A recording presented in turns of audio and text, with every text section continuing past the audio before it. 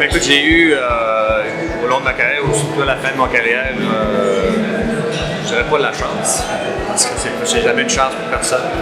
Mais on passe à travers certains stages durant une carrière, durant des matchs, durant une saison où tu vas te faire blesser, la douleur est toujours là. Et moi, à la fin de ma carrière, j'avais des mauvaises hanches.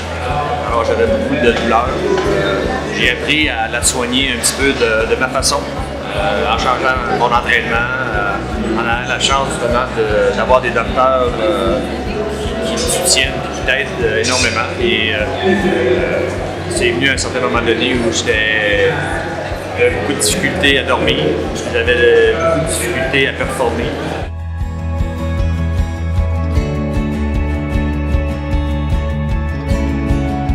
Ben, écoute, c'était les deux, trois dernières saisons de ma carrière.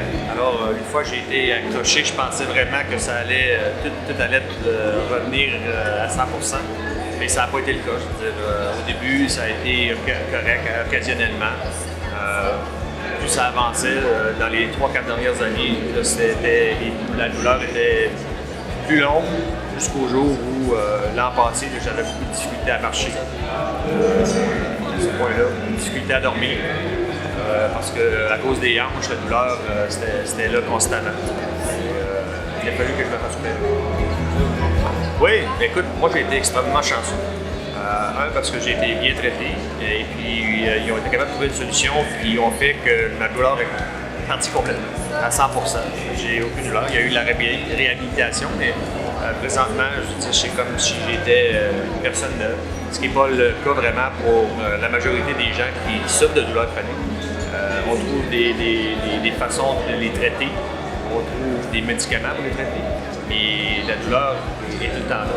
La majorité ne sont jamais guéris, ils sont soulagés. Ça, pour moi, c'est important parce que j'ai rencontré Jacques, on en a parlé beaucoup. Aujourd'hui, la chance d'avoir rencontré les différents gens dans les différents kiosques, c'est là que tu vois, tu te rends compte que tu n'es pas tout seul, qu'il y a des solutions, puis qu'on est capable d'aider les gens. C'est la raison pour laquelle j'ai accepté. Ben, écoute, c'est sûr et certain, plus il y a d'informations, plus les choses vont être accessibles aussi, les gens vont se sentir en sécurité.